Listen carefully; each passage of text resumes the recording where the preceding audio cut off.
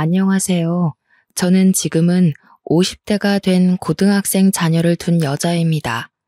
이리저리 사연들을 구경만 하다가 제가 직접 저의 이야기를 쓰려니 긴장되는군요.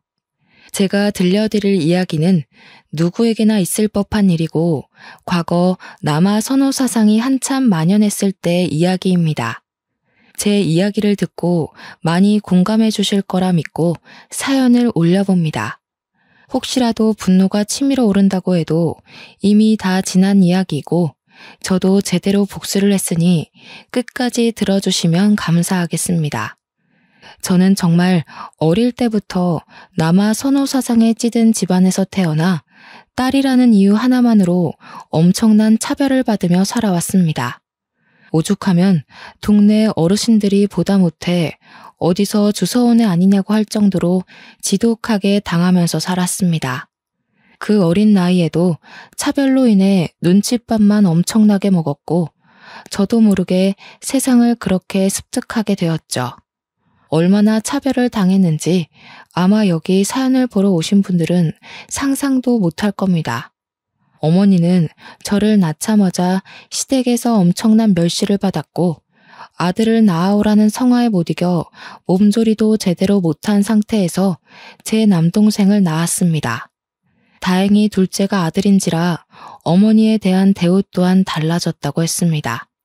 저를 낳고도 몸조리는커녕 아래가 아물지도 않은 상태에서 시댁 식구 뒷바라지를 해야 해서 하혈도 여러 번 했다고 그러셨었죠.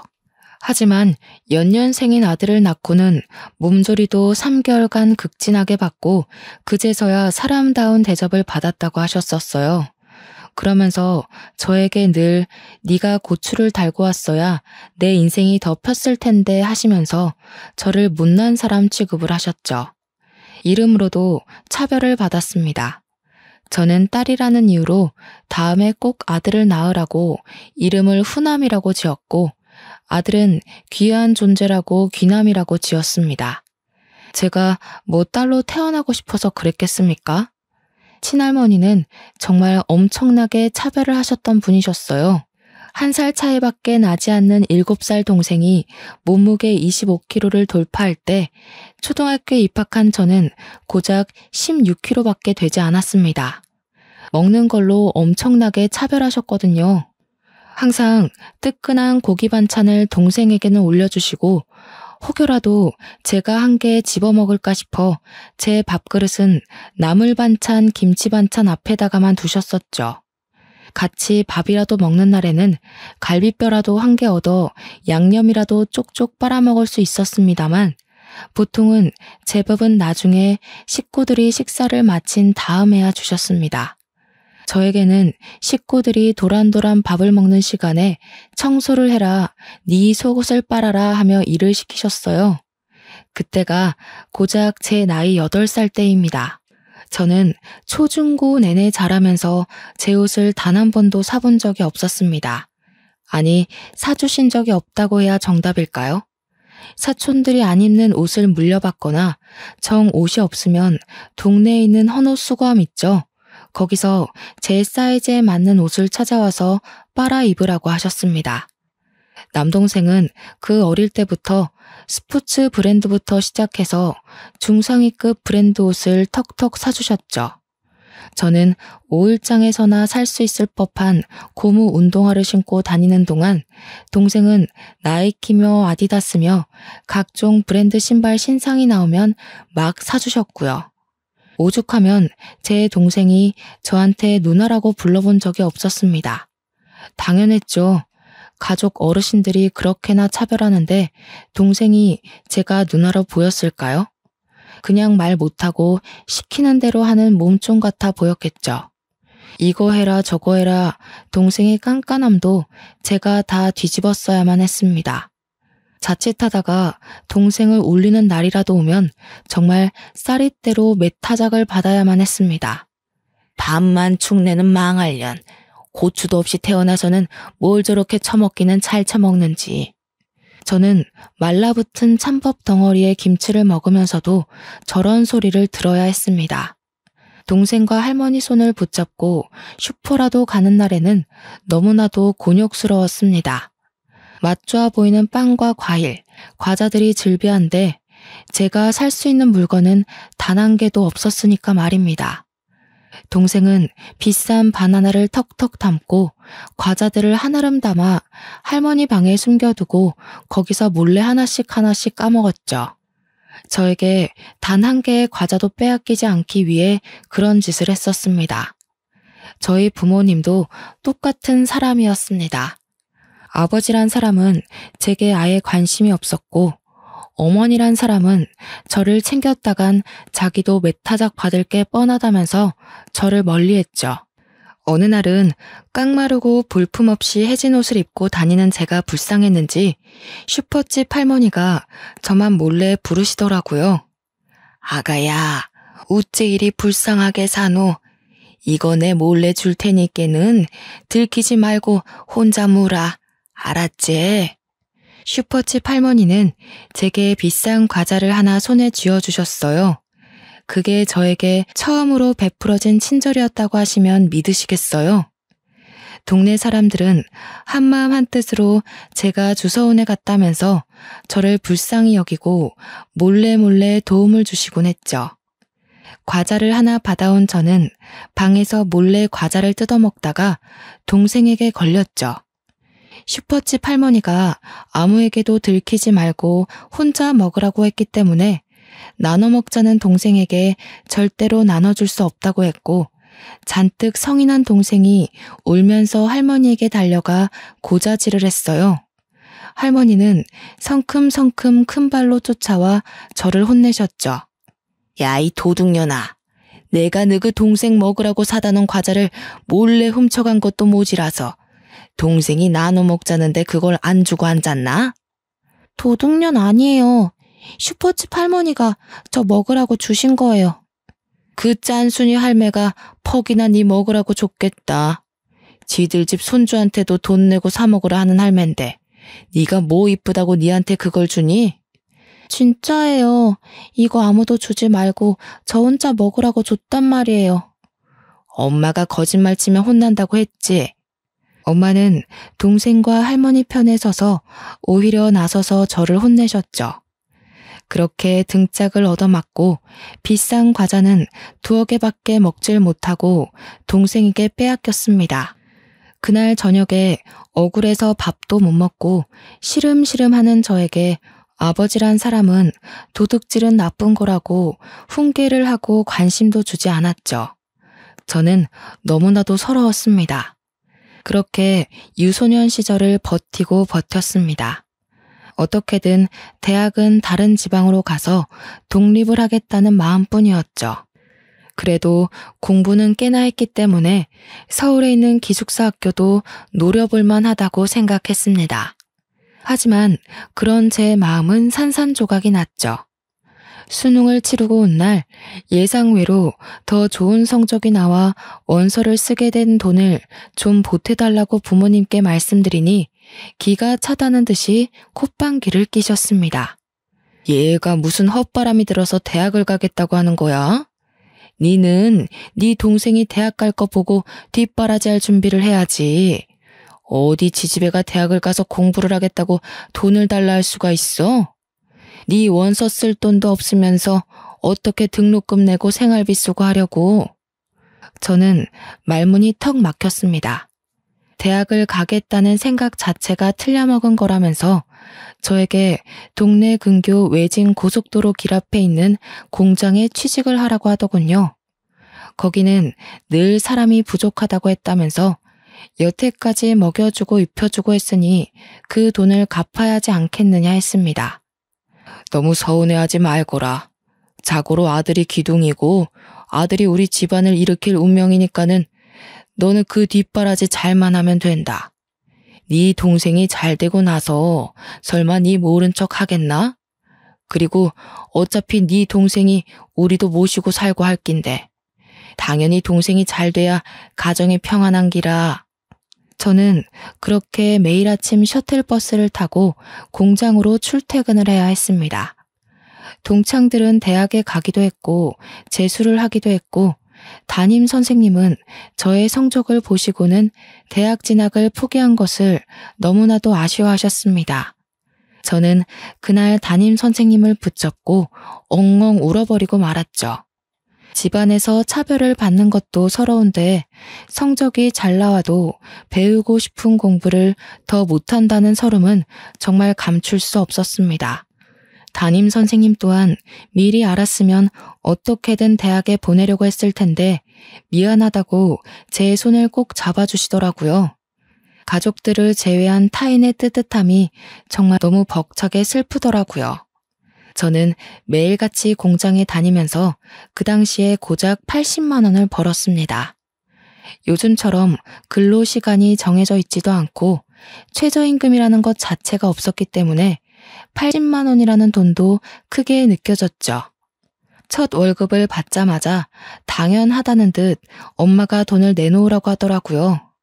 저는 월급이 60만 원이라고 속였습니다.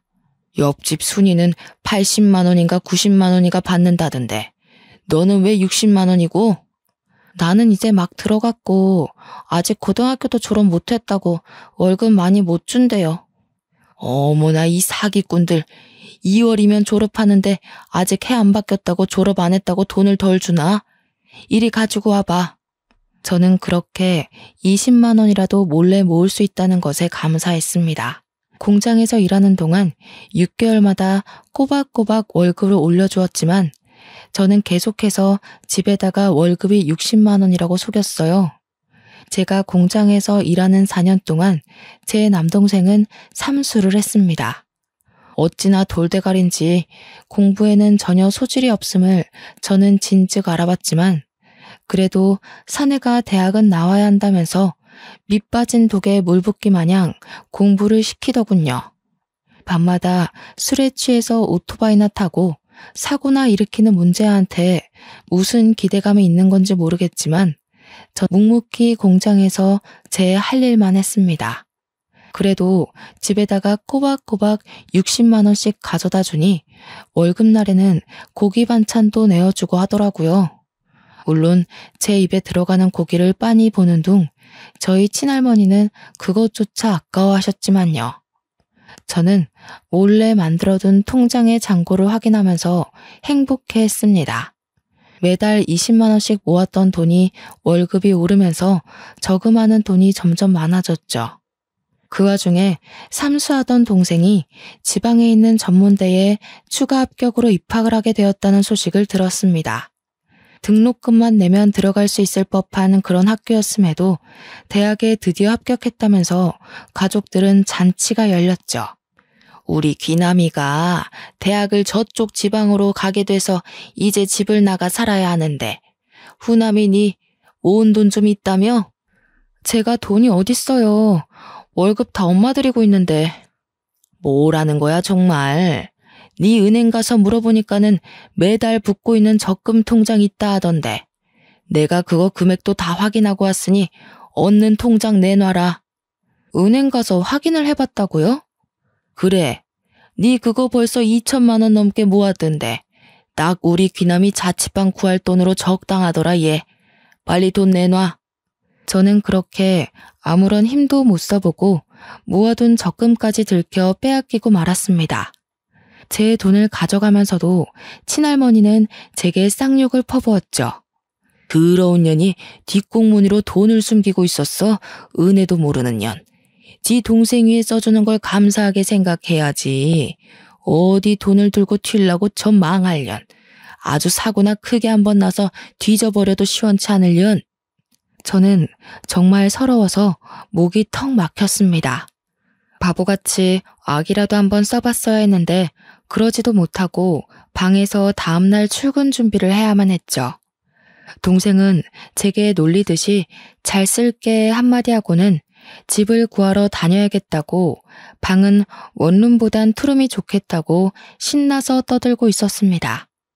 저는 다음날 퉁퉁 부은 눈으로 출근을 했고 평소 친하게 지내던 언니에게 이 모든 이야기를 털어놓았습니다. 언니는 제게 아주 잠깐 고민을 하더니 집을 탈출하고 싶으냐고 영영 인연을 끊고 살고 싶으냐고 묻더라고요. 그러면 후남이 너 내가 서울에 있는 좋은 일자리가 하나 있는데 거기 소개시켜줄까? 서울이요?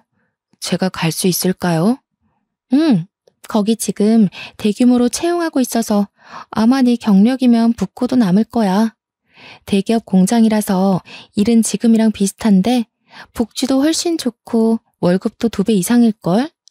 숙식도 제공되니까 집 구할 필요도 없어. 그럼 언니가 가야지 왜 저한테 소개를 시켜줘요? 언니는 남자친구 때문에 이 동네에서 벗어나기 힘든 거 알잖아. 우리 곧 결혼할지도 모르고. 아무튼 후남이 네가 가면 딱 좋겠다. 저는 언니의 말을 듣고 그 공장에 입사 원서를 냈고 최종 합격까지 일사천리로 정해졌습니다. 저는 가족들에게 아무런 말도 하지 않고 떠날 준비를 차근차근 했죠. 미리 회사의 사정을 이야기하고는 기숙사 주소로 택배를 통해 몇 개 없는 짐을 붙여놓고 출근을 하는 척하면서 그대로 서울로 도망을 쳤습니다. 당연히 가족들과 연관되어 있는 통장들도 전부 해지했습니다. 휴대폰은 당연히 집에다가 버리듯이 두고 왔고 정확히 몇 달 뒤 해지하고 새로운 휴대폰을 개통했죠. 대기업이라 그런지 정말 좋았습니다. 기숙사도 살던 집보다 훨씬 좋은 환경이었고 틈틈이 제가 좋아하는 공부를 할 수도 있었습니다. 일의 강도는 비슷했으나 근로 시간을 넘어서면 추가 수당이 붙어서 월급은 원래 받던 공장보다 정말 2배 가까이 받을 수 있었고요. 처음에 3교대 일을 하면서 월급 통장에 200만 원이 찍혀본 것을 보고 놀라움을 금치 못했습니다. 저는 정말 열심히 그리고 악착같이 돈을 모았습니다. 여기서는 배달 음식을 시켜 먹는 일이 드물었고 밥도 삼시세끼 다 나왔고요. 제가 뭐 옷이나 가방 같은 데에 돈을 쓰는 사람도 아니었기 때문에 고스란히 월급 자체가 적금이나 다름없었습니다.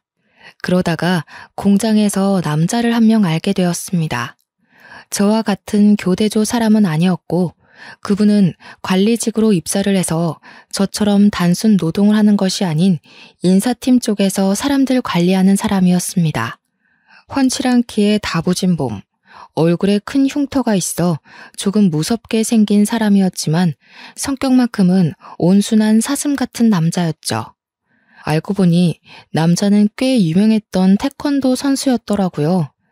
저는 TV를 제대로 본 적이 없어서 초면이었지만 회사 내에서는 유명인이나 다름없었습니다. 전국체전에서 메달을 딴 적도 있는 사람이라고 했어요. 얼굴에 큰 흉터도 운동하다가 생긴 상처라고 하더라고요. 하지만 발목에 심한 부상을 입고 더 이상 태권도를 할 수 없어서 대기업에서 특기자로 취직하게 되었고 전혀 상관은 없지만 이곳 인사팀에서 일을 하게 되었다고 설명해 주더라고요. 당연히 연애라고는 전혀 모르던 제게 그의 친절함은 더욱 과하게 다가오게 되었고 저는 순식간에 그 남자에게 온통 제 마음을 빼앗겨버리고 말았습니다. 그 사람 또한 저의 가정사를 듣고 나서 같이 아파하면서 저의 마음을 다독여 주었죠. 저희는 그렇게 같은 공간에서 사내 연애를 하게 되었고 제가 서울로 도망친 지 3년 만에 그 남자와 함께 가정을 꾸리기로 약속을 하게 되었습니다. 그의 집으로 인사를 드리러 간 날 저는 그 어느 때보다 더 긴장하고 두려움이 앞섰습니다. 저의 가정사를 대충 이야기는 드렸다고 했지만 솔직히 제가 부모라면 저 같은 애는 며느리로 받아들이고 싶지 않을 것 같았거든요.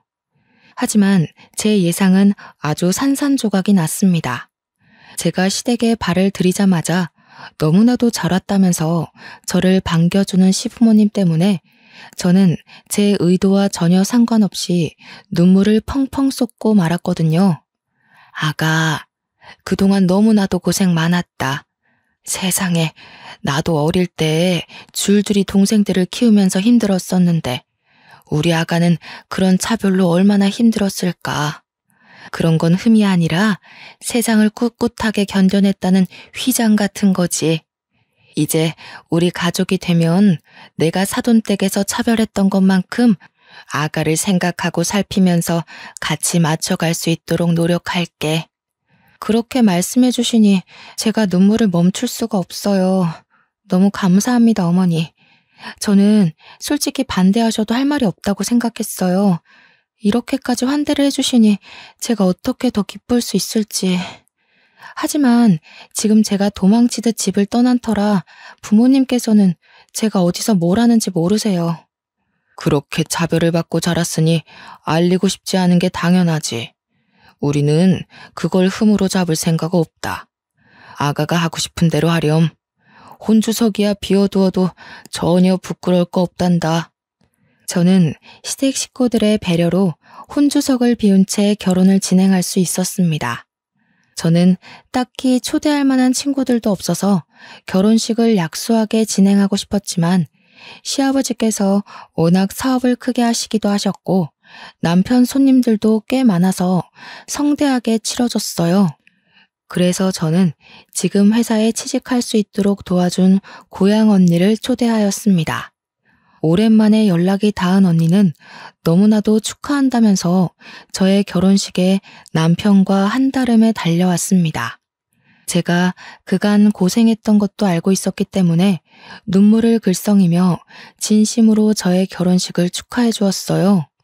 언니는 아직도 그 공장에 다닌다며 아주 짧게 회포를 풀고는 저희 부모님의 소식도 간략하게 전해주었습니다. 너 그렇게 서울로 떠난 다음에 아주 난리가 났었어. 앞으로 돈은 어쩌냐고, 누가 벌어오냐고 소리치면서 회사까지 찾아와서는 너 어딨냐고 난리 나고, 아무도 모른다고 나도 모른다 잡았대니까 공장에 한 일주일 동안 너 기다린다고 매일같이 찾아왔었다. 네 동생은 학교도 자퇴하고 집으로 들어오더니 보증금도 다 먹고 노느라 까먹었다고 돈 내놓으라고 난리치고 너네 할머니도 시름시름 앓다가 돌아가셨어. 저는 친할머니가 돌아가셨다는 소식은 조금 의외였지만 어차피 제게 연락할 방도가 없어서 전해주지 못했을 터라 그런가 보다 하고 넘어갔습니다. 결혼식이 끝날 때까지 자리를 지켜준 언니에게 고맙다고 인사를 시키고 남편도 소개시켜줬어요. 언니는 태권도 선수였던 남편을 기억하고는 신기해했습니다. 그렇게 결혼식을 무사히 마치고 신혼여행도 난생 처음 타보는 비행기를 타고 해외로 다녀왔습니다. 챙길 친정 식구들이 없었기 때문에 시댁 식구들의 선물을 잔뜩 사들고는 돌아와 인사를 드리고 드디어 신혼집에 발을 들이게 되었어요. 신혼집은 정말 내 집이라는 생각이 들 만큼 애정이 서린 곳이었답니다. 둘이 살기에 충분하다 못해 넘치는 30평형대 아파트는 어서 나와 남편을 닮은 아이를 낳아 키우고 싶다는 생각이 절로 들게 만드는 집이었어요. 그렇게 행복한 시간만 보내면 된다고 안심하던 때쯤 집에 불청객이 찾아왔습니다. 고향 언니가 제 결혼식에 다녀온 뒤 동네 친구들에게 제가 태권도 선수였던 남편과 결혼하게 된 이야기를 했는데 그게 전달되어 동생한테까지 들어가게 된 것이었어요. 동생은 당연히 인터넷에 남편 이름을 쳐보았고 근황 기사에 한 줄 짤막하게 뜬 저희 결혼 소식을 보고는 수소문해서 찾아오게 된 것이었습니다.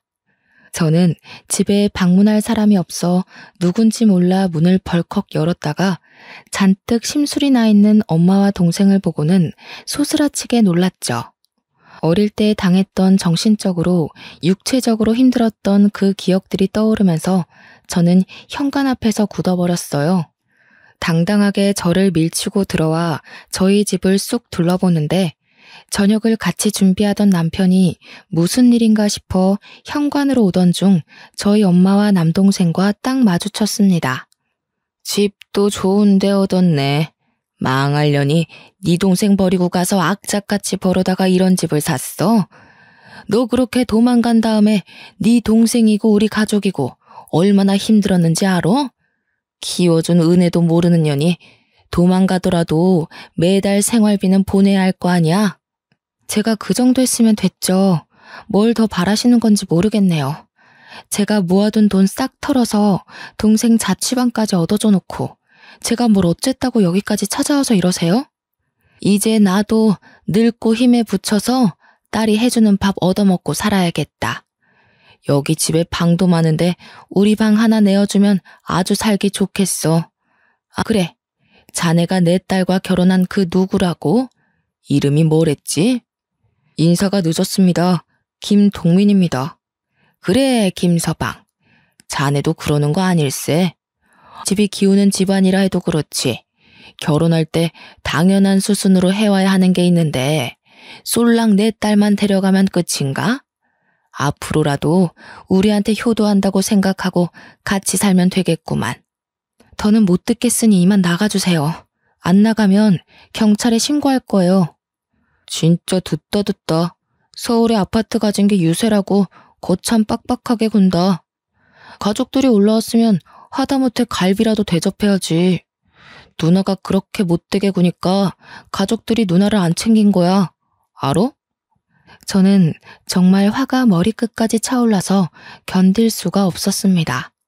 그동안 당했던 일들이 주마등처럼 스쳐 지나가면서 소름이 돋을 정도로 힘들었는데 내가 못되게 굴어서 가족들이 나를 그렇게 대한 거라고 쉽게 말하는 남동생을 보니 더 이상은 말을 섞어서는 안 될 종자들이라는 생각이 들어 제발 나가라고 소리를 질러댔어요. 저의 히스테릭한 모습을 처음 본 남편도 놀라서 저를 끌어안고 진정시키려고 노력했죠. 제가 큰 소리를 내니 엄마 남동생도 무척 당황한 듯한 얼굴을 하더라고요. 귀 아프게 소리는 왜 질러대? 후남이 너 앞으로는 우리 집에 매달 생활비도 보내고 너 일하는 공장이 대기업이라며? 거기에 네 동생 자리도 하나 만들어서 꽂아주면 되겠다. 안 그래도 우리 기남이가 제대로 직장 생활도 못하고 지금까지 놀고 먹고 있는데 이제는 슬슬 독립할 준비도 해야지. 제 나이가 벌써 28살인데 동생은 27살을 먹도록 일 한 번 하지도 않고 집에서 놀고 먹었다는 게 정말 어이가 없었습니다. 적어도 전문대조차 졸업도 못했으면 어디서 기술이라도 배워서 노동이라도 해야 하는 것 아니겠습니까? 아직까지도 부모 품에 쌓여서 제 앞길 하나 제대로 못 보는 동생이 너무나도 한심하게 느껴졌습니다. 근데 김서방 얼굴에 그 흉터는 패싸움이라도 하다가 생긴 건가? 우리 귀남이 이야기 들어보니까 힘 좀 쓰던 사람이라고 하던데 운동을 열심히 한 게 아니라 어디 양아치 무리들이랑 노느라 힘쓴 거 아닌가 싶네. 남편은 정말 황당하다는 얼굴을 했지만 그래도 딴에는 제 엄마라고 제 가족이라고 앞에선 대놓고 아무 말도 못하더라고요. 저는 더 이상 감정을 소모하고 싶지 않아 이만 돌아가시라고 등을 떠밀었습니다. 내가 이 집 시세 찾아보니까 강남이라고 20억 원 하더라. 그니까 이 집 팔아서 우리 반 떼주고 누나 살고 그래도 되겠네. 나가는 뒤통수를 한 대 치고 싶었지만 저는 아무 말도 하지 않고 그 둘을 내쫓은 뒤 문에 걸쇠까지 걸어 잠궜습니다. 남편에게 너무나도 미안한 마음이 들어서 눈물이 쏟아질 것만 같았어요.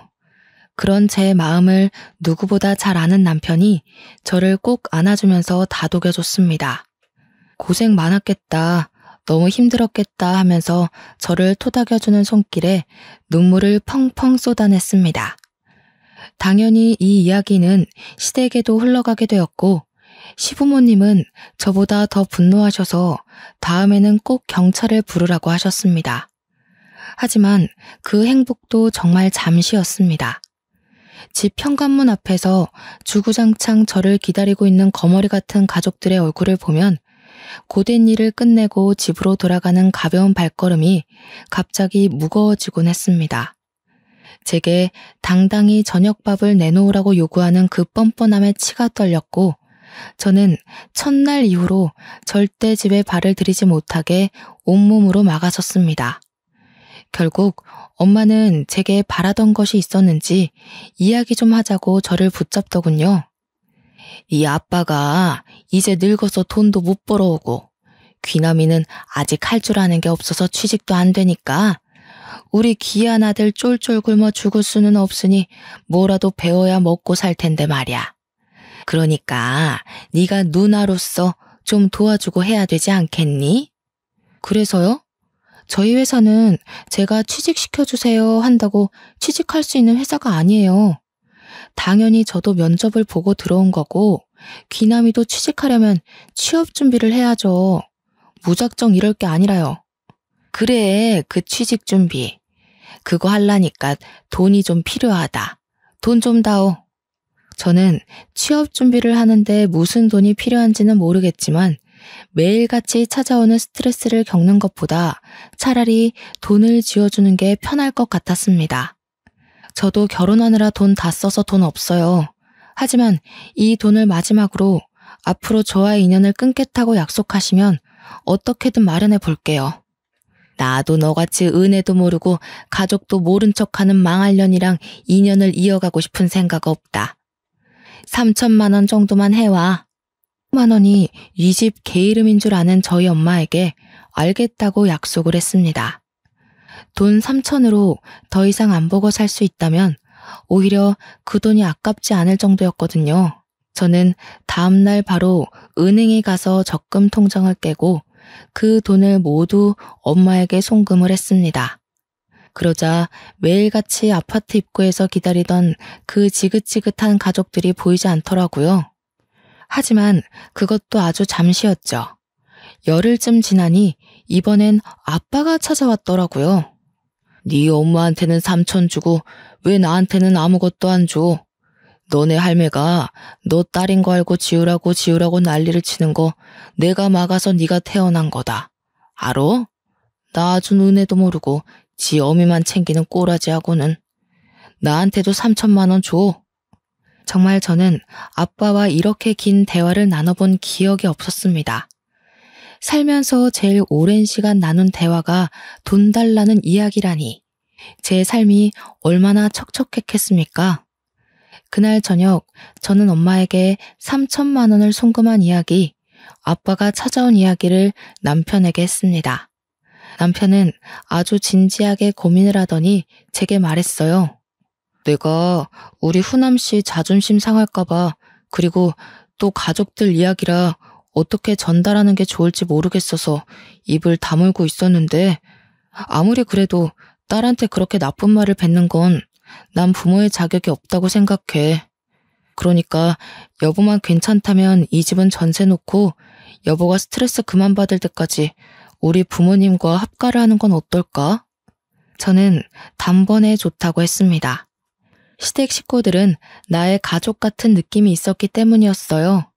솔직히 시어머니께서 제게 시집살이를 시킨다 한들 어릴 때 당했던 수모보다 덜할 것 같았기 때문에 좋다고 했습니다. 당연히 저희 시댁에서도 집이 복작복작해지겠다면서 너무나도 좋아하셨고, 제가 짐을 싸들고 간략하게 이사를 하자 그날 아주 상다리가 부러지게 진수성찬을 차려주셨죠. 그래서 집은 잘 내놨어? 가구들은 어쩔 거야? 다 들고 들어오려면 큰 이사가 될 것 같은데. 일단 가전 가구들도 빌트인으로 생각하고 전세 매물 내놓았어요. 나중에 다시 들어갈 때 새로 사던가 하면 될 것 같아서요. 그래, 잘 생각했다. 우리 세아가 얼굴이 많이 상했어. 얼른 밥 먹자. 아, 혹시라도 우리 아들이 내가 시집살이 시킬까봐 나한테 경고를 단단하게 주지 뭐야.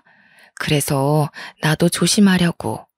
일부러 일주일에 3번 오시는 도우미 아주머니도 매일 오시라고 했어. 절대 집안일에 신경 쓰지 말고 회사 다니는 거, 그리고 가족들 연락 안 받는 거, 그것만 생각하고 푹 쉰다고 생각해. 알겠지? 제가 기본적인 건 다 할 수 있는데 왜 그러셨어요, 어머니? 내가 왜 우리 며느리 손에 물 묻히게 하니? 저녁은 다 같이 먹을 수 있는 거지? 쯤에 저녁 먹고 싶은 메뉴 생각하면 나한테 연락해놔. 내가 이모한테 말해서 준비해두라고 시킬게. 우리 집에 있는 동안 살 좀 찌워야겠어. 너무 말라서 내가 마음이 다 안쓰러워. 시어머니의 진심 어린 행동에 저는 하루를 사는 행복에 대해 다시 한번 생각하게 되었습니다. 시댁에서 지내는 동안 정말 저를 괴롭히는 사람도 일도 없어서 너무 행복했고 살도 포동포동하게 찌기 시작했어요. 하지만 저희 뻔뻔한 친정 식구들이 이렇게 가만 넘어갈 사람들이 아니었죠. 그날은 가족들과 함께 갈비찜을 먹고 있었습니다. 갈비찜. 어릴 때는 살코기 한 조각 먹어보질 못하고 뼈대에 묻은 양념만 핥아 먹었었던 터라 제게 한 맺힌 음식이나 다름없었죠. 푹 졸여 살이 사르르 녹는 갈비찜을 먹으면서 행복함에 대한 이야기를 나누고 있는데 시댁에 누가 찾아왔는지 벨소리가 울렸어요. 시댁은 아파트가 아닌 전원주택이라 큰 대문을 넘고 들어와야 마당을 통해서 집 앞에 올 수 있었거든요. 큰 대문에서 누가 문 열으라고 고래고래 소리를 지르는데 듣자마자 딱 알았습니다. 저희 엄마 아빠 그리고 남동생인 것을요. 제가 나가볼게요 하고 일어서자 아니라면서 시부모님도 남편도 다 같이 일어섰습니다. 아이고, 가족들이 이렇게 다 나와서 한 대를 해주네. 우리 집 못 배워 처먹은 년이 글쎄 시부모는 모시고 살면서 친정 부모는 나 몰라라 하는 게 말이 됩니까? 못 배워쳐. 아니, 어떻게 딸에게 그런 식으로 말을 할 수 있어요? 처음 뵙는 사돈댁이지만 정말 듣던 대로 너무 하시네요. 그러면 지는 시부모랑 이런 좋은 집에서 호화스럽게 살면서 지 낳아주고 길러준 애미애비는 단칸방에 넣어두는 게 맞습니까? 거기다가 지가 책임져야 할 남동생은 어쩌고요? 듣자 하니까 너무하시네요. 처남을 왜 우리 후남씨가 챙겨야 합니까? 자기 몫은 자기가 알아서 챙기고 사는 거죠. 옛날엔 다 그랬어. 우리 귀한 아들 키우려고 딸 낳은 거지. 내가 저거 고추만 달고 나왔어도 이런 인생을 안 사는 건데. 딸년을 낳아서 내가 아직도 이리 단칸방에서 힘들게 살고 있는 거지. 이만 가세요. 그게 왜 다 후남씨 탓입니까? 자꾸 이러시면 주거 침입으로 경찰에 신고하겠습니다. 참나, 남편도 꼭 쥐 같은 거 만났네. 야, 얼굴에 그런 큰 흉터 들고 그런 말하면 협박죄 바로 성립되겠는데? 너 솔직히 발목 부상 그거 아니라며. 인터넷에서 내가 봤는데 너 그 발목 부상도 싸움하다가 다친 거라던데? 양아치 새끼. 운동까지 해놓고 사람 때리면 그거 살인죄 아니냐? 와, 엄마 아빠 저 새끼 눈빛 봐.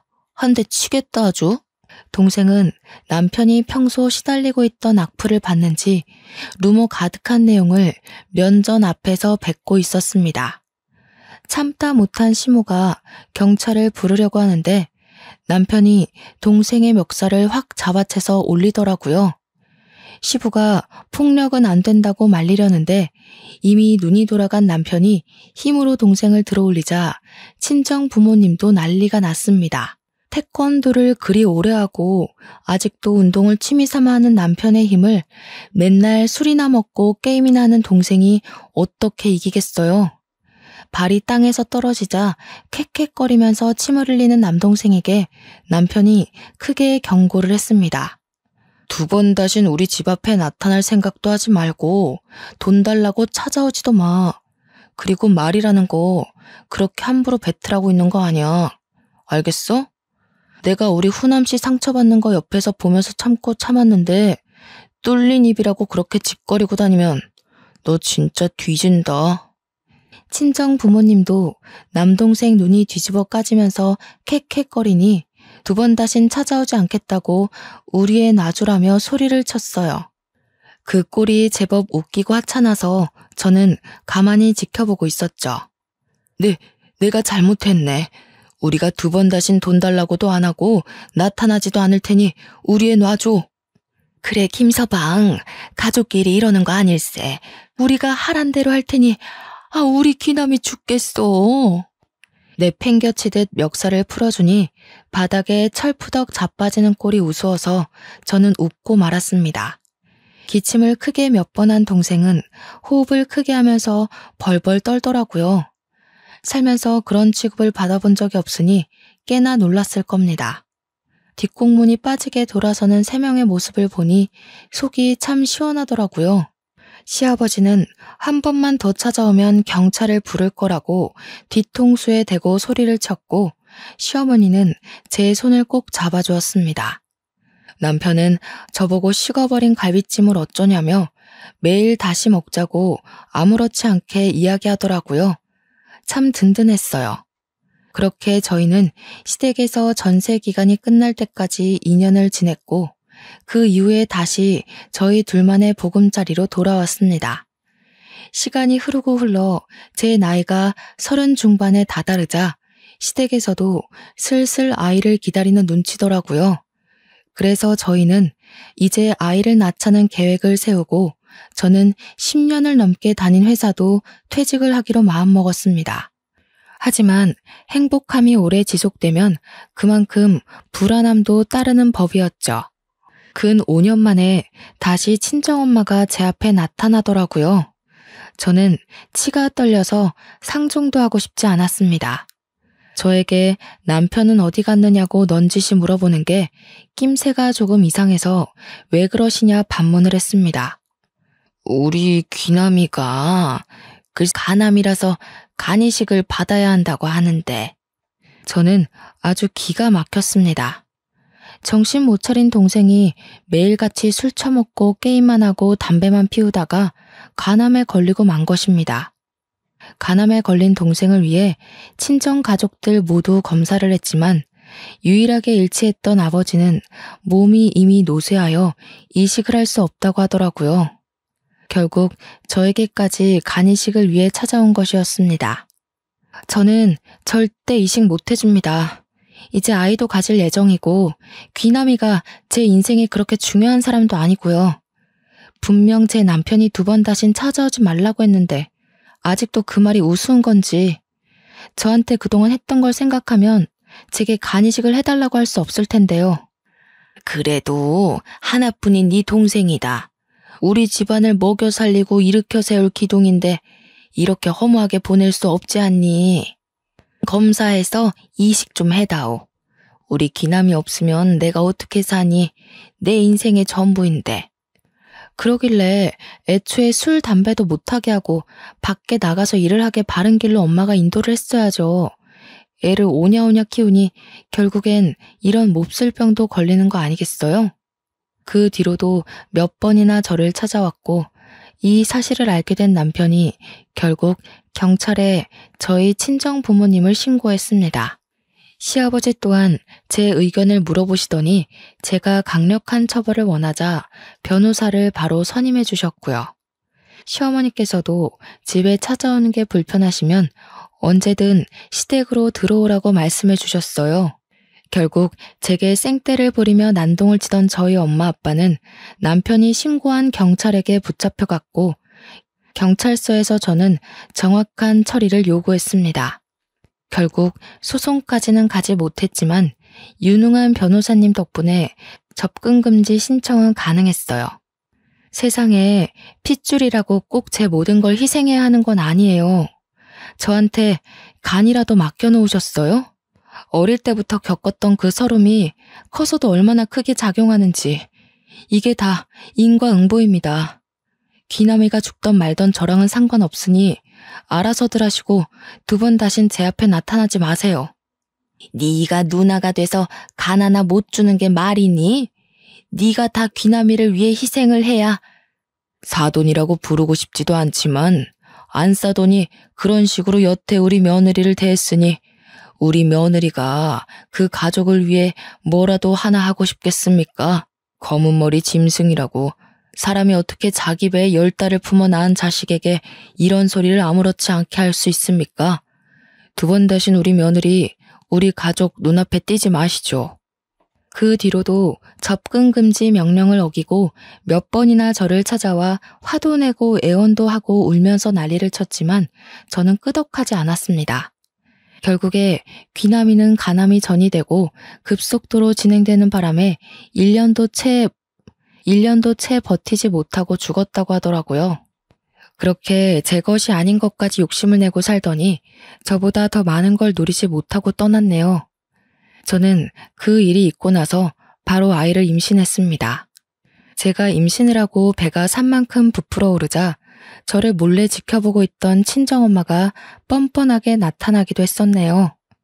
이제 너도 자식을 낳을 테니 우리 마음을 이해할 수 있을 거다.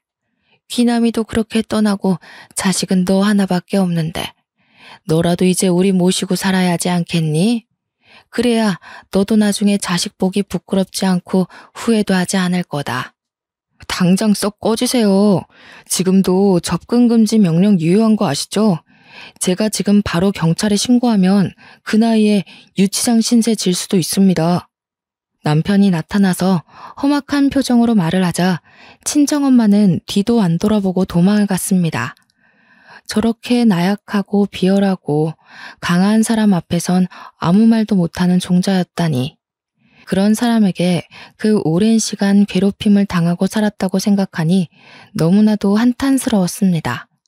하지만 그런 친정 부모를 대신하여 한결같이 저를 사랑해주고 아껴주는 남편과 시댁 식구들이 있어서 저는 더할 나위 없이 행복했어요.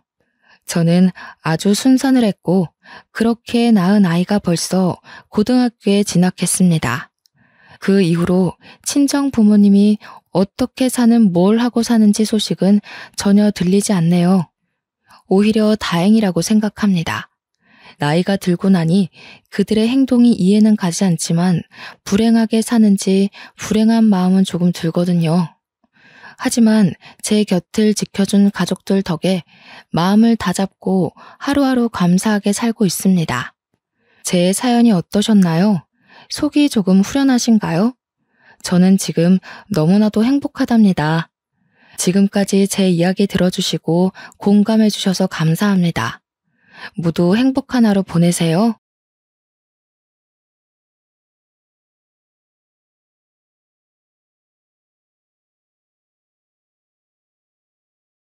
안녕하세요. 저는 아주 기가 막힌 일을 겪고 난 뒤 한동안 사람 만나는 것이 무서워 집 밖으로도 나가지 못했던 40대 여성입니다. 자세하게 이야기를 하면 제 주위 사람들이 알아볼까 무섭지만 도무지 상식적으로 이해가 가지 않고 너무나도 놀라운 일이라 어딘가에라도 털어놓고 싶어 이렇게 사연을 올립니다. 제가 들려드릴 이야기는 몇 년 전 저에게 있었던 일이고 상상도 못할 이야기니 같이 공감해 주시면서 들어주시면 고마울 것 같습니다. 저는 평범한 가정에서 자라 평범하게 대학을 졸업하고 취직까지 무난하게 하여 남들과 다를 바 없는 평범한 하루를 살고 있었습니다. 30대가 넘어서자 저희 부모님은 제가 결혼을 하지 않는 것에 대해 걱정을 하기 시작하셨고 30대 중반부터는 매일 주말마다 선을 보러 다녔죠. 저희 남편은 선자리에서 만났고요. 처음 봤을 때는 선한 인상에 말투도 그렇고 행동도 하나하나 저를 배려해주는 모습이 의도하지 않아도 자연스럽게 나타나 이 사람이면 결혼해도 좋겠다 싶었습니다. 단 한 가지 마음에 걸리는 것은 홀어머니를 모시고 산다는 것이었죠.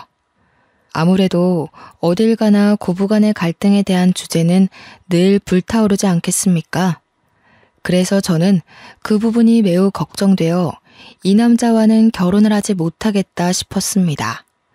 하지만 하루를 더 보고 이틀을 더 보고 하다 보니 자연스럽게 남편에게 푹 빠지게 되더라고요. 저를 배려하는 것은 늘 기본이고 저를 위한 행동을 하더라도 절대 생색내지 않는 요즘은 잘 보기 힘든 그런 친절한 남자였어요. 나에게 이 정도로 잘해주는데 결혼을 한다고 저 행동이 모조리 바뀔까 하는 생각이 자연스럽게 들었고요. 저희 부모님도 제 남편을 보고는 성품이 참 괜찮은 사람이라고 더 볼 것도 없이 결혼하라고 마음에 들어 하셨죠. 저는 시어머니를 모시고 살더라도 이 남자와 한평생을 함께 하겠다는 마음으로 결혼을 결심했습니다. 물론 친정 부모님도 처음에는 찬성하셨지만 시어머니를 모시고 살아야 한다는 부분에서는 좀 탐탁치 않아 했어요. 남편은 2배, 3배 훨씬 더 잘하고 저를 아끼고 사랑해주겠다고 부모님께 서약까지 했습니다. 그렇게 조용조용한 시어머니와 저희 부모님의 상견례가 끝나고 일사천리로 결혼까지 진행이 되었습니다. 나이가 나인지라 허례허식 없이 아주 빠르고 간략하게 결혼까지 마치게 되었고, 저는 조금 두려웠던 시어머니와 합가를 하여 살게 되었습니다. 아가, 아무래도 너희 부부가 아이라도 낳게 되면 그때 다시 합치는 게 낫지 않겠니? 내가 우리 아들의 욕심 때문에 너희와 함께 산다지만 신혼부부와 함께 살자니 내가 영 편치가 않구나. 시어머니는 합가를 하자마자 제 눈치를 보시며 따로 살겠다고 하셨어요. 알고 보니 남편이 하나뿐인 시어머니가 넉넉지 않은 형편에 너무나도 많은 고생을 하셔서 말년이라도 편하게 지냈으면 하는 마음에 분갈하지 않은 것이었어요. 남편은 제게 2번, 3번 약속했습니다. 혹여라도 우리 어머니께서 당신에게 시집살이를 시킨다던가 당신과 갈등이 있다면 그땐 바로 분가할게. 하지만 나를 한번 믿어보고 우리 어머니께 벽 없이 딱 한 번만 다가와줘. 저는 남편의 약속을 믿었고 남편 말대로 어머니께 허물없이 다가가 보기로 했습니다. 아직 시작도 안 한 시집살이에 미리 겁먹을 필요는 없으니까요. 하지만 제가 겁을 먹은 것이 아주 멍청한 행동이었다는 걸 증명하듯 시어머니께서는 정말 제 손에 물 한 방울 안 묻게 해주셨습니다.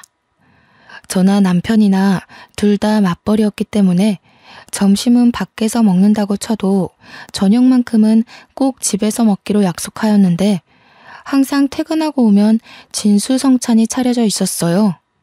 매번 이렇게 차리시는 게 힘들겠다 싶을 정도로 어머님의 손맛이 담긴 정성스러운 반찬이 어찌나 감동적이던지. 식사가 끝나고 제가 뒷정리라도 할라치면 시어머니께서는 제게 버럭하셨어요. 그 귀한 손을 물을 왜 묻혀? 그렇게 쓰는 손 아니다, 아가야. 내가 아직 정정하니 집안 살림은 내가 하게 해주련? 그래도요, 어머님, 설거지 정도는 제가 할 수 있는걸요. 바깥일 하고 와서 무슨 설거지를 한다고 그래. 우리 아들이 하면 모를까. 우리 아가는 들어가서 씻고 얼른 누워 자. 내일 아침에도 출근해야 하는데, 응? 가서 쉬어, 어서.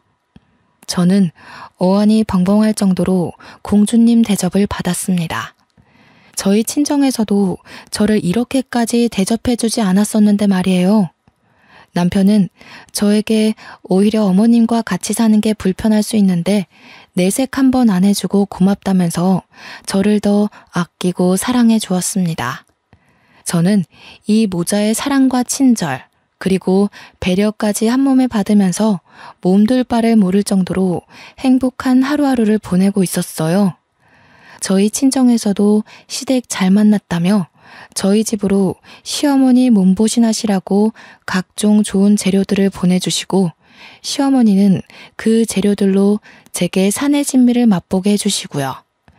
남편이 시어머니께 용돈이라도 드리면 그 돈을 차곡차곡 모아서 저 맛있는 거 사주신다고 밖에 나가 한아름 장도 보시고 저에게 잘 어울릴 것 같다면서 쑥스럽게 스카프를 내미시기도 하시고요. 정말 고부간의 갈등을 걱정했던 제가 죄송스러울 정도로 저를 아껴주셨습니다. 빨래며 청소며 주말에 쉬는 날 하려고 하면 이미 다 깨끗하게 정리되어 있어 건드릴 필요가 전혀 없었고요. 오히려 제가 뭔가를 자꾸 손대려고 하니까 시어머니께서 평일에 모든 정리를 다 해놓으시고는 주말에는 같이 놀러 가자고 하시더라고요. 저희 부부 아니면 어머님 혼자 어디 가기가 불편하시니까 오히려 그게 낫겠다 싶어서 효도하는 마음으로 매주 주말 어머님과 함께 데이트를 했습니다. 오히려 남편과 둘이 나갈 때보다 더 즐겁고 행복한 시간이지 않았나 싶어요. 어머님과 함께 그때 더 많은 추억을 남겨놓을 걸 하는 생각이 들기도 하고요. 그래도 같이 스티커 사진을 찍어보기도 하고 공방 같은 데서 비누도 만들고 어머님과 뜨개질도 하고 정말 많은 것들을 했어요. 처음 스티커 사진을 찍을 땐 찰칵하는 소리에 놀라 소리를 지르기도 했었고요. 사진의 얼굴이 죄다 잘려서 나와 여러 번 찍기도 했죠. 공항에서 만든 비누는 아까워서 사용도 못하고 아직까지 제 서랍에 보관 중이랍니다. 어머님과 뜨개질로 만든 조끼, 목도리, 가방, 셀 수 없이 많았죠.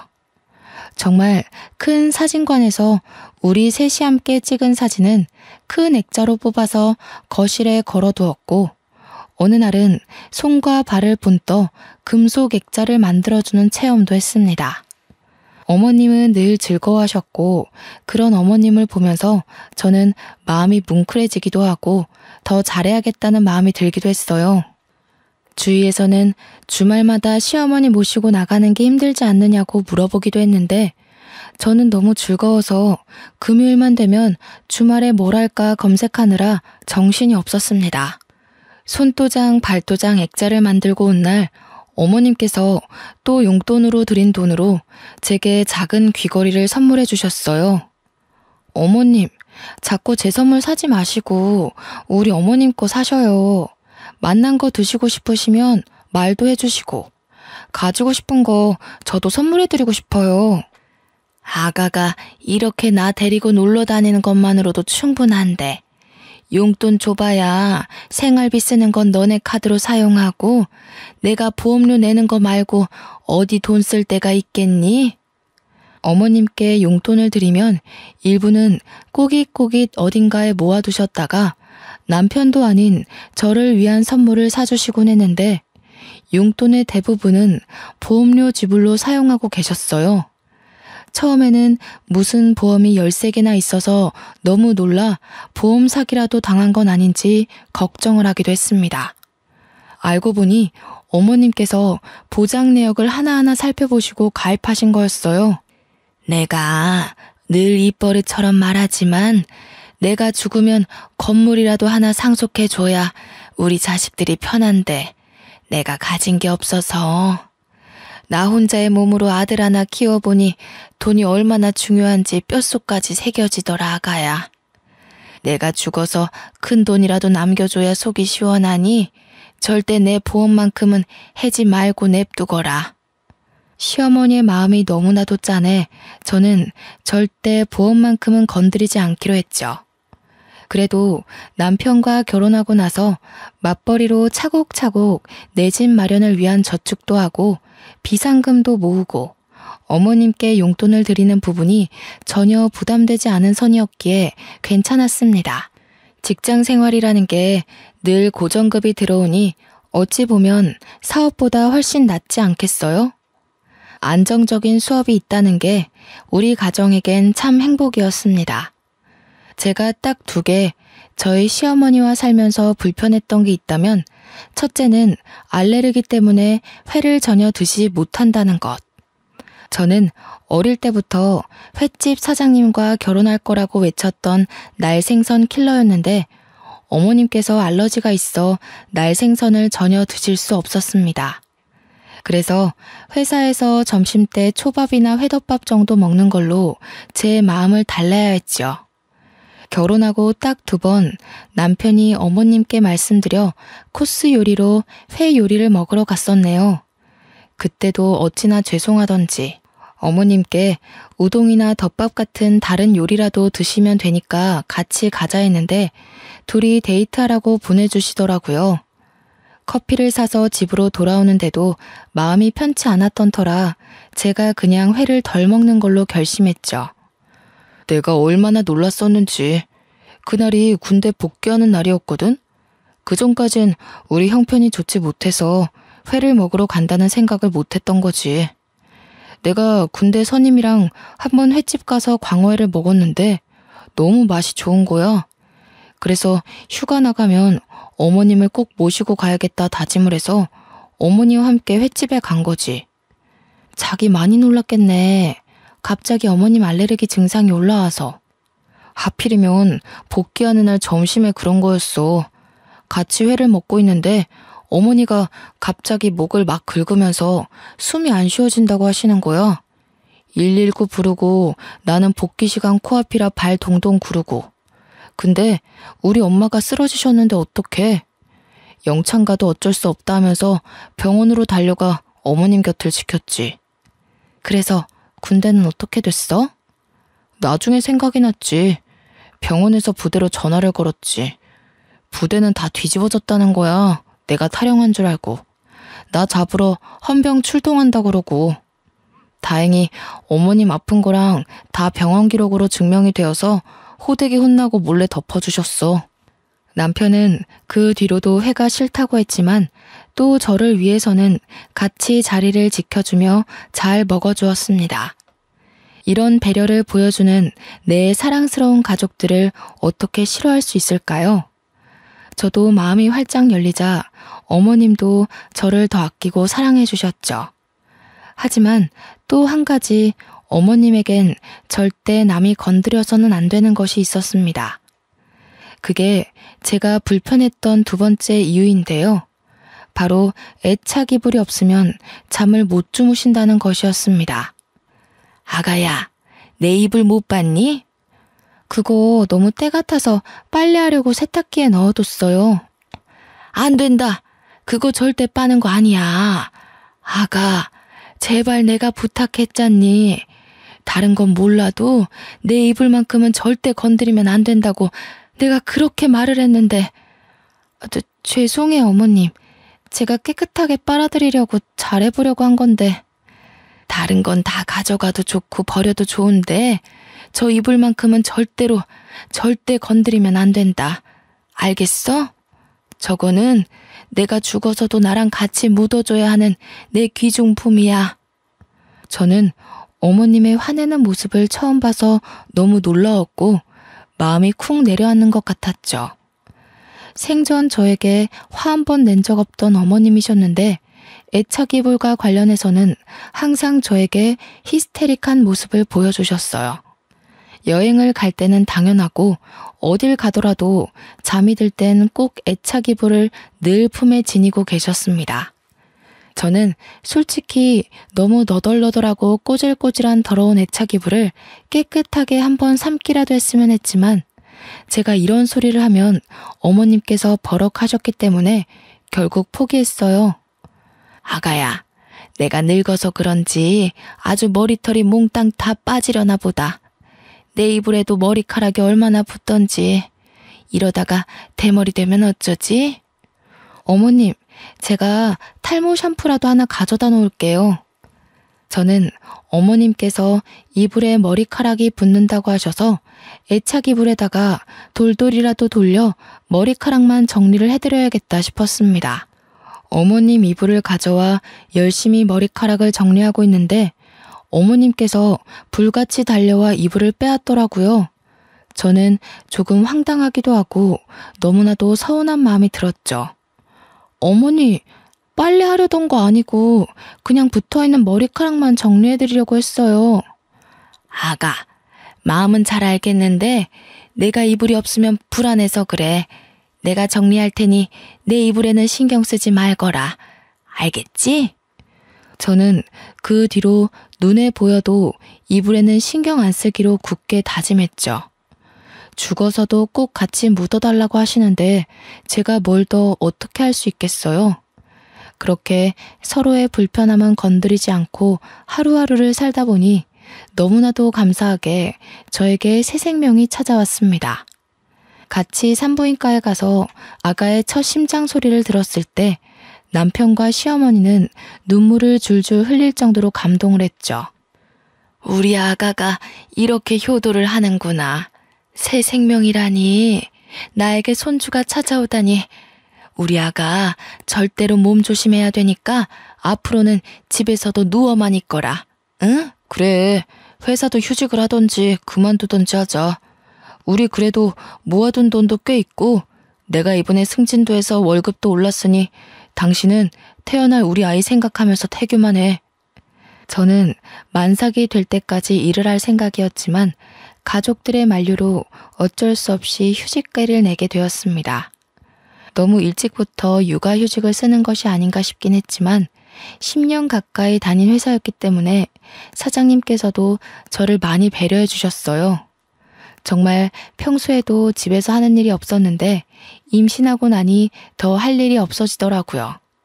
제가 화장실이라도 가려고 일어나면 어머님께서 와서 무슨 일이냐 하고 안절부절 제 옆을 못 떠나시고요. 병원에서 아가 자궁이 약해서 푹 쉬라고만 했잖니. 늙은이가 주책이지? 화장실 한번 갈 때마다 불안해서. 아니에요, 어머님. 이렇게 신경 써주시니 제가 건강하게 잘 버티는 거 아니겠어요? 그래도 가끔 동네 산책 30분 정도는 좋다고 하던데 저랑 산책이라도 가실까요? 내내 집에만 있어서 몸이 찌뿌둥했는데 잘 됐다며 어머님과 저는 매일같이 하루에 30분, 많게는 1시간이 넘도록 공원 산책을 즐기게 되었습니다. 어머님이 살아온 인생에 대해서도 듣고 같이 울다 웃으며 서로 더욱 더 돈독해졌어요. 그날 저녁 남편이 급하게 다른 지역 출장을 간다고 떠나게 되었습니다. 회사에서 승진을 하고 연봉이 훌쩍 오른 대신 출장이 점점 잦아지고 퇴근도 늦어지고 했어요. 저는 갑자기 떠나야 한다고 해서 짐가방을 싸주고는 남편을 배웅했죠. 집을 나서던 남편이 시어머니께 우리 마누라 먹고 싶은 거 다 해주시라며 신신당부를 하여 어머님이 등짝을 치기도 했습니다. 불편한 법도 한데 참 가족이 울타리 안에서 끈끈해짐을 느끼게 되더라고요. 그러다 문득 밤에 여는 포장마차에서 파는 순대볶음이 너무나도 먹고 싶은 거예요. 여기가 주거도시이긴 하나 지방에 있는 작은 소도시로 큰 병원도 없고 음식점도 많지 않고 인프라가 잘 되어 있는 그런 동네는 아니었어요. 야식 배달도 안 되는 동네 밖을 조금만 나가면 있는 포장마차에서 파는 순대볶음이 정말 매콤하고 맛있었거든요. 하지만 밤 시간이 너무 늦었고 남편도 없어서 먹고 싶은 마음을 꾹 참았죠. 차를 타고 가면 5분 거리인데 걸어가려고 하면 구불구불 비포장도로 같이 횡단보도도 길을 건너야 해서 밤에는 위험했습니다. 근데 때마침 어머님과 TV 채널을 돌리는데 딱 순대볶음이 나오는 거예요.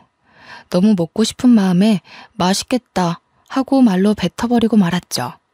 아가, 순대볶음이 먹고 싶니? 저 앞 사거리 지나서 포장마차촌에 팔지 않을까? 내가 다녀오마. 어머님, 밤길이라 너무 위험해요. 거기 가려면 횡단보도도 없는 비포장도로를 건너야 하는데 저 괜찮아요. 참을 수 있어요. 우리 손주가 먹고 싶다는데 어떻게 참니? 아가, 거기다가 네 남편이 하는 말 들었지? 먹고 싶은 거 다 해주라고. 내가 후딱 갔다 오마. 제가 여러 번 말렸지만 어머님은 듣지 않으셨어요. 같이 가자고 말했지만 야밤에 위험하다면서 혼자 성큼성큼 가시는 거예요. 저는 걱정이 되어 이러지도 못하고 저러지도 못하고 발만 동동 구르면서도 순대볶음 생각에 침이 절로 고였습니다. 하지만 늘 제 생각처럼 모든 일이 행복하게만 흘러가지 않더라고요. 정말로 제가 우려했던 대로 횡단보도가 없는 어둑한 길을 건너시다가 시어머니를 채 보지 못한 엄청나게 큰 냉동 탑차가 시어머니를 치고 말았습니다. 교통사고가 아주 크게 났고 결국 저희 어머님은 세상을 떠나시게 되었습니다.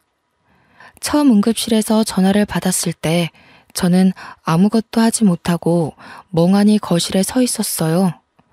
눈물이 줄줄 흘러나오기 시작하면서 남편에게 전화를 걸었고 콜택시를 불러 병원으로 달려갔습니다.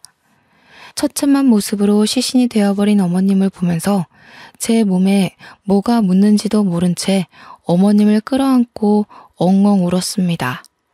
출장을 나섰다가 연락을 받고 황급히 돌아온 남편은 제정신이 아닌 것처럼 보였습니다. 같이 어머님을 끌어안고 엉엉 울다가 병원 관계자들의 제지로 비켜서게 되었죠. 장례를 준비하고 염을 해야 하는데 저는 임신 중이니까 들어오지 말라고 하더라고요. 아무래도 시골 병원이다 보니 미신 같은 것도 다들 믿으시고 저는 그렇게 어머님 하시는 장면도 보지 못한 채 상복을 입고 장례를 치렀습니다. 힘들지? 임신한 몸으로 장례까지 치르려니. 들어가서 좀 쉴래? 나 때문이야. 내가 순대볶음만 먹고 싶다고 안 했어도 나 때문에 돌아가신 건데 내가 어떻게 편히 쉴 수 있겠어. 아니야. 내가 당신 꼭 먹고 싶은 거 다 해주라고 해서 이렇게 된 거야. 순대볶음 먹고 싶은 걸 어떻게 참어. 임신까지 했는데. 우리 어머님 손주 생겼다고 너무너무 잘해줄 거라고 나한테 몇 번이나 고맙다고 했는데 이렇게 가시면 내가 어떻게 보내드려. 저는 몇 날 며칠을 울면서 어머님 생각만 하며 보냈습니다. 저에게 순대볶음이 식지 않을 때까지 돌아오겠다며 웃으며 떠나신 모습이 마지막이라는 사실이 정말 믿기지 않았고요. 결국 자책과 눈물을 반복하다 유산기가 보여 병원에 입원까지 하게 되었습니다. 무너져버린 남편은 제게 울면서 말했어요. 당신까지, 우리 아이까지 잘못되면 나 너무 힘들 것 같아. 제발 편하게 마음 먹고 쉬어, 응? 저는 남편 말대로 병원에서 휴식을 취하기로 했습니다. 영양제다 뭐다 주렁주렁 매달아 놓은 주사들과 함께 병원 이곳저곳을 둘러보는데 참 이런 곳에서 어머님의 장례를 치렀다는 게 죄송스럽더라고요. 마지막 가시는 길 정말 좋은 병원에서 장례라도 치렀어야 했는데 하는 마음이 들더라고요. 남편도 마음이 많이 힘들 텐데 오히려 저를 위로해주고 저희는 서로를 의지하며 그렇게 버텨냈고 저는 일주일 만에 퇴원을 하게 되었습니다. 집에 돌아와 어머님의 유품을 정리하는데 도무지 이불만큼은 버릴 수가 없겠더라고요. 어머님께서 꼭 이불도 같이 묻어달라고 하셨었는데 차마 어머님의 흔적이 가장 진하게 묻은 이불을 같이 보낼 수 없더라고요. 같이 보낼 수 없었어요. 제가 너무나도 사랑했고 그리워하는 어머님이기 때문에 제 이기심에 이불만큼은 제가 꼭 끌어안고 있었죠. 보자기에 곱게 싸서 제가 언제든 그리울 때마다 꺼내보려고 장롱 속에 넣어두었습니다. 그렇게 정신없이 하루 이틀을 보내고 있는데 보험회사에서 연락이 막 오더라고요. 어머님께서 살아생전 들어놓으셨던 생명보험들에서 사망신고가 접수되었으니 보험금을 수령하라는 연락이었어요. 남편 통장으로 모두 수령을 했고 그 금액에 저희는 2번 놀라고 말았습니다. 무려 20억가량의 보험금이 통장으로 들어온 거예요.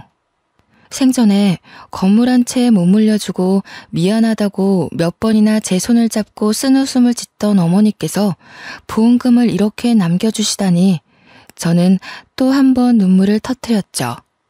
남편은 그동안 진심으로 어머니와 함께 행복한 추억을 만들어줘서 고맙다고 앞으로 행복하게 살자고 하더군요.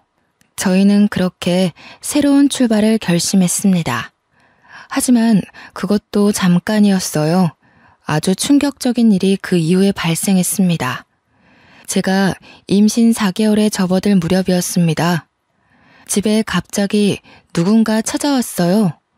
남편은 출근하고 없었고 친정 부모님은 여행을 떠나셨기 때문에 집에 찾아올 사람도 없어서 누군가 하고 인터폰으로 밖을 보니 어머님이 서 계신 게 아니겠어요. 저는 너무 놀라 소리도 지르지 못하고 멍하니 현관문 앞에 서 있었습니다. 얘야, 문 열어라. 장례까지 다 치르고 분명 강에 뿌려달라 하셔서 앞으로는 훨훨 여행 다니시라고 강에 뼈가루를 다 뿌리고 왔는데 죽은 시어머니가 문 앞에 서 있다뇨. 저는 놀라서 까무라칠 것 같았어요. 마음을 가다듬고 문을 여니 정말로 시어머니께서 저를 흘겨보고 계신 게 아니겠어요? 뭐가 이렇게 굼떠? 제게 확 쏘아붙이는 시어머니의 목소리까지 정말 제가 알던 그 어머님의 목소리와 똑같았어요. 저는 눈물을 줄줄 흘리면서 어머님을 꼭 끌어안아 보았습니다. 얘가 왜 이래? 이거 놔. 귀신인가 싶었지만 정말 살아있는 시어머님의 모습이었습니다.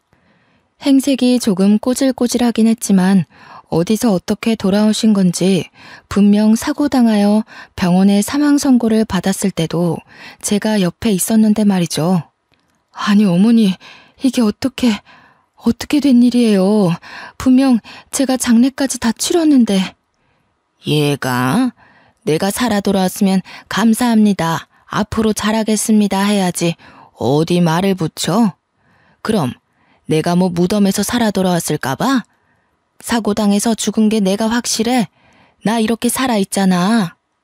시어머니께서 제게 호통을 치며 죽은 게 내가 맞냐고 하니 갑자기 혼란스러웠어요.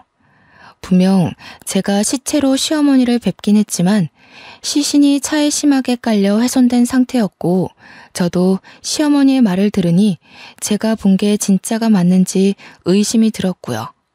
저는 남편에게 전화를 걸어 이 사실을 모두 말했고 남편은 헐레벌떡 집으로 돌아왔습니다.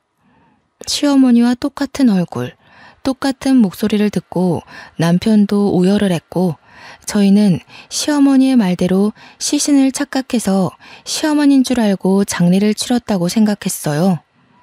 어머니, 그동안 어디 계셨길래 3주가 넘도록 행방이 묘연하셨던 거예요? 내가 글쎄 말하자면 긴데 아무튼 사고를 좀 당해서 기억이 안 난다. 이제서야 겨우 기억이 나서 더듬더듬 집으로 찾아왔더니 내가 죽었다지 뭐냐? 배고픈데 뭐 좀 먹을 거 없니? 뭐라도 시켜 먹든 아니면 밥 좀 해와라. 며느리가 돼가지고 빠릿하게 움직이지 않고 못 배워 먹은 것처럼 멍하니 그러고 있니?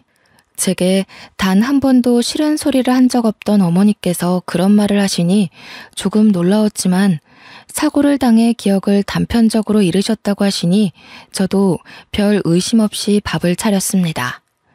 생전에 어머님께서 좋아하시던 나물 반찬을 잔뜩 사와서 밥상을 차리니 젓가락을 탁 놓으시더라고요. 내가 배가 고파서 반찬 사오는 시간까지 기다렸는데 고작 나를 대접하는 게 나물 반찬이야? 어디 회라도 떠오는 줄 알고 기다렸더니 안 먹어. 저는 회를 찾는 시어머니에게 의문이 들었지만 3주 만에 다시 찾아오신 건데 고기라도 내어드렸어야 했다고 생각하면서 죄송하다고 했죠. 그 뒤로 저는 임신해서 점점 배가 불러오는 몸으로 어머님을 극진히 대접했습니다. 저에게 단 한 번도 시킨 적 없었던 속옷 빨래도 직접 하고 어머님 잠자리에 드실 자리끼까지 손수 준비했죠. 어머님은 당연하다는 듯 저의 대접을 받으셨지만 제가 임신 7개월쯤 되었을 때 저는 점점 의심이 들었습니다. 여보, 아무리 생각해도 이상해. 당신은 이상한 부분이 없어? 나도 조금 의심이 들던 참이야. 지난번에 횟감 떠왔더니 아무렇지 않게 드시는 거 봤지? 우리 어머니 알러지 때문에 생선 회를 드시지 못한 분이셨어. 그것뿐만이 아니야. 내가 내 입으로 말하기 부끄럽지만 같이 살면서 단 한 번도 내게 일을 시키신 적 없던 어머니셨어. 근데 지금은 물까지 내가 떠다 드려야 돼. 임신한 몸이라고 움직이는 것도 조심해야 된다고 하셨던 분이 잡일까지 다 나를 시키시고 거기다가 늘 그랬듯 산책을 가자고 하니 놓친 내 무릎 생각은 안 하냐고 내게 소리까지 지르셨어. 혹시 어머니께서 이불은 안 찾으셨어? 그게 제일 수상해. 이불만큼은 내게 건드리지도 못하게 하고 그거 없으면 잠도 못 주무셨잖아. 근데 이불 이야기를 단 한 번도 꺼내지 않으셨어. 나도 일부러 이불 이야기를 안 했고. 아무리 생각해도 모습은 우리 어머니가 맞는데 우리 어머니가 아닌 것 같아. 사고를 당했다고 하시는데 아무리 봐도 그런 후유증이나 흔적도 없고 사고를 당했다고 체질이 바뀌는 건 아니잖아. 저희는 의심이 확신이 되었고 어떻게 하면 돌아온 시어머니가 우리 시어머니가 아니라는 걸 밝힐 수 있는지 고민을 했어요. 아니라고 하기엔 너무나도 똑같은 얼굴, 똑같은 목소리. 저희는 정말 정신이 파괴되는 것 같았죠. 그러다 문득 DNA 검사가 떠올랐어요. 저는 보자기에 꽁꽁 싸맨 어머님의 애착이불을 꺼냈고 애착이불에서 어머님의 머리카락을 발견할 수 있었습니다. 남편과 저는 이불에서 찾은 머리카락과 돌아온 어머님의 칫솔이며 떨어진 머리카락 등을 주워 유전자 검사 기관에 의뢰를 했습니다. 일주일 정도 걸린다는 말에 어찌나 피가 마르던지 정말 상상도 못할 긴장감에 손발이 차게 식는 기분이었습니다. 일주일 뒤 기관에서 연락이 왔고 저와 남편은 한달음에 달려갔어요. 그곳에서 정말 충격적인 결과를 받았습니다. 99.9% 일치한다는 결과였어요. 유전자가 일치한다니 그 말은 즉슨 저희 시어머니가 맞다는 이야기가 아니겠어요? 저와 남편은 정말 이 사태를 어떻게 받아들여야 할지 정신이 나가버렸습니다. 하지만 유전자까지 일치하는 마당에 가짜라고 의심할 수도 없는 상황이었습니다. 저는 점점 불러오는 배를 움켜쥐고 어머니의 수발을 더욱 열심히 들었습니다. 빨래할 때 내 거는 과일향 말고 시원한 냄새가 나는 세제를 쓰라고 했잖아. 그거 하나 못하니? 어머니, 원래 과일향 나는 세제를 좋아하셔서 비누도 그렇고 전부 과일향으로 사용하셨잖아요. 그건 그때고 지금은 지금이지. 그리고 반찬이 왜 이렇게 부실해? 매일 밥상에 고기는 꼭 올라가야 하는 건 몰라? 우리 아들 이렇게 고기도 못 먹고 지내는 거니? 너네 돈이 없어? 어머니 원래 나물 반찬만 드셨잖아요. 그리고 그이도 저녁에 고기 먹으면 속이 부대낀다고 잘 안 먹고요. 따박따박 말 대답하는 것 좀 봐. 너네 친정에서 그렇게 가르치디? 항상 우리 친정 부모님께 감사하다고 인사하시던 시어머니의 모습은 온데간데 없고 친정을 운운하며 저를 혼내는 어머니를 보면서 너무나도 서글펐어요. 도무지 어떤 사고가 났길래 사람이 저렇게까지 변할 수 있나 무섭기까지 했죠. 어머니, 도대체 그날 순대볶음 사러 간 날 어떤 사고를 당하셨길래 이렇게까지 성격이 바뀌신 거예요? 뭐야, 지금 내 성격이 더럽다는 거야? 너 지금 나한테 욕하는 거니? 저는 점점 마음의 문을 닫고 어머님과 대화하는 시간을 줄였습니다. 이게 바로 처음에 고민했던 고부간의 갈등인가 싶기도 했고요. 그러던 어느 날 남편과 어머님과 저 셋이 근교에 밥이라도 함께 하러 나갔는데 정말 또 한 번 의심하게 되는 발언을 어머님께서 하셨어요. 내가 사망 선고 받으면서 받은 사망보험금이 꽤 되는 걸로 알고 있다. 내가 알아보니 대충 봐도 20억은 되는 것 같던데. 나도 노후를 좀 즐기면서 살아야지 않겠니? 언제까지 이딴 시골에서 심심하게 살 수도 없고. 보험회사에 전화해보니까 이미 지급도 다 됐다고 하던데. 그거 내 몫이기도 하니까 반은 너네 줄 테니까 반은 나한테 주렴. 상식적으로 본인의 사망보험금이 얼마 나오는지 알아볼 필요가 있을까요? 어차피 죽어야지만 받는 돈인데 그걸 계산하고 있다는 게 도무지 이해가 가지 않고 납득이 되지 않았습니다. 남편과 저는 이건 아니다 싶었고 어떻게든 결정적인 증거를 찾아야겠다고 생각했습니다. 아무리 생각해도 성품이 곱고 천성이 아름다웠던 저희가 알던 시어머니가 아니었거든요. 그러다 문득 생각이 났습니다. 예전에 매주 주말마다 놀러 다니면서 공방에서 만들었던 손도장 액자가 말이죠. 손도장 액자가 정교한 금속으로 본떠 만든 거라 지문이 그대로 찍혀 있었어요. 저는 정리해둔 상자에서 어머님과 함께 만들었던 손도장 액자를 찾았고 죽이 되든 밥이 되든 어떻게든 해결을 하자고 결심했습니다. 남편과 상의 끝에 경찰을 부르기로 했습니다. 만약 지문까지 일치해서 우리 시어머니가 맞다면 정말 보험금의 반을 드리고 이제 분가하겠다고 우리의 삶을 찾자고 할 생각이었습니다. 지문이 일치하지 않아 남인 것이 밝혀지면 사기죄로 고소를 하자고 생각했고요. 결국 경찰을 집으로 부르고 그동안 있었던 모든 일을 경찰에게 말했습니다. 어머님께서 분명 사고를 당하셨고 저희가 영안실에서 시신 확인까지 마친 뒤 장례를 치렀습니다. 시신은 화장해서 강에 뿌린 탓에 유골로는 DNA 검사를 할 수 없어서 생전 어머님께서 남겨두신 물품에서 채취해 DNA 검사를 했고 요망한 기집애, 나 몰래 DNA 검사까지 했어? 어쩐지 욕실에 칫솔이 없더라니. 그래서 뭐라 그러디? 일치한다고 했겠지. 네, 맞아요. 일치한다고 떴어요. 하지만 저희가 알던 어머님의 모습과 너무 달라 어쩔 수 없이 경찰에 신고를 하게 되었습니다. 아니, 유전자까지 일치하는 마당에 내가 너희의 가족이라는 걸 이렇게까지 부정해야겠니? 키워봐야 소용도 없다더니 은혜도 모르는 것들.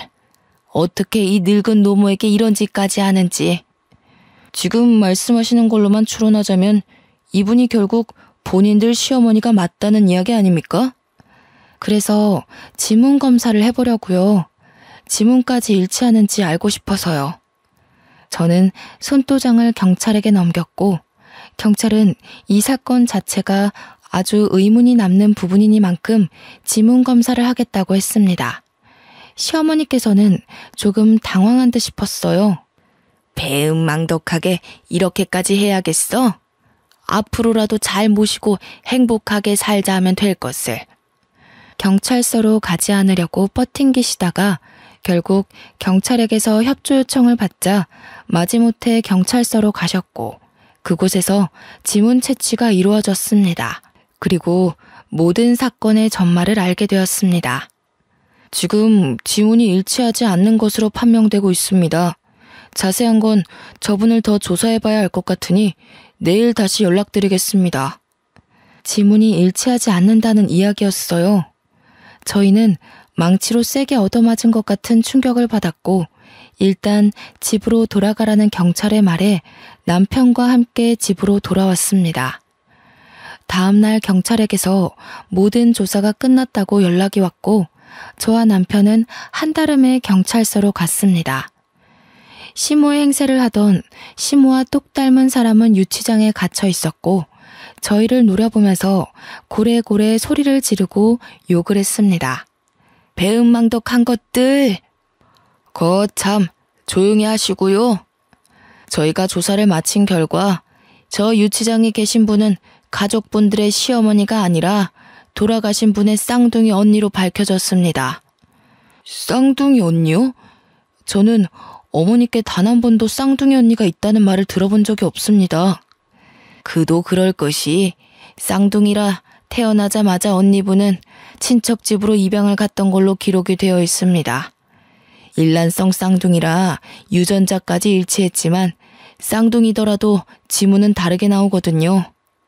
이후에 저분이 여러 번 사기를 치고 돈을 빌리고 갚지 않고 도망다니는 생활을 해서 호적도 말소가 되어 있는 상태고요. 아마 친척 집으로 입양을 갔기에 가족관계 증명서에도 따로 기록된 부분이 없었을 겁니다. 그럼 저희 시어머니가 아니라 시어머니 언니고 시어머니 행세를 하여 금품을 갈취하려고 했다는 건가요? 네, 맞습니다. 어떻게 보험금을 노리고 들어온 것으로 보여지고요. 이미 전과가 여러 개 있어서 실형을 면하긴 어려울 것 같습니다. 명의도용 부분도 그렇고 금품을 갈취하려고 했던 증거도 발견되었습니다. 결국 시어머니 행세를 하던 시어머니의 쌍둥이 언니는 그렇게 허무하게 구치소에 수감이 되어 재판을 기다리게 되었습니다. 집으로 돌아와 짜릿해오는 배를 붙잡고 저는 어머님의 애착 이불을 끌어안고 엉엉 울었습니다. 돌아가셔서까지 이렇게 고통을 받아야 하나 싶어 너무나도 안쓰럽고 측은했어요. 이불을 감싸 안고 엉엉 우는데 미처 몰랐던 가장자리 한 구석에서 딱딱한 뭔가가 느껴졌습니다. 저는 남편에게 가위를 가져오라 하여 그 모서리 부분을 도려냈습니다. 그곳에는 어머님의 인감도장과 통장, 그리고 꾸깃꾸깃 접혀있는 현금 뭉치들이 나왔어요. 저희가 용돈을 드릴 때마다 남은 쌈짓돈들을 모아 통장에 입금하고 미처 입금하지 못한 현금들을 거기에 모아두셨던 겁니다. 통장에는 우리 며느리 아들 용돈이라고 서투른 한글로 적혀 있었고요. 저희가 드렸던 용돈을 본인을 위해 쓰지 않으시고 이렇게 하나하나 모아두신 것도 너무나도 마음이 아팠어요. 이런 돈으로 저에게 맛있는 것도 사주시고 스카프도 사주시고 했던 걸 생각하니 정말 가슴이 너무나도 저렸습니다. 보험금까지 큰 돈 남겨주시고 떠난 어머님을 생각하면 아직도 제 마음이 너무나도 아픕니다. 저는 이후 건강하게 아들을 출산했습니다. 회사에는 양해를 구하고 퇴사를 했고요. 지금은 벌써 시간이 꽤 흘러 아이도 유치원에 갈 나이가 되었습니다. 어머님이 살아계셨더라면 정말 저희 아이를 너무나도 예뻐해 주셨을 텐데 하는 마음이 들지만 분명 하늘에서 저희를 지켜주고 계실 거라 믿고 있습니다. 앞으로 이런 일은 2번 다시 겪지 않았으면 하는 마음이 드는 하루입니다. 저는 지금 너무나도 행복하답니다. 여러분들도 행복한 하루 보내세요.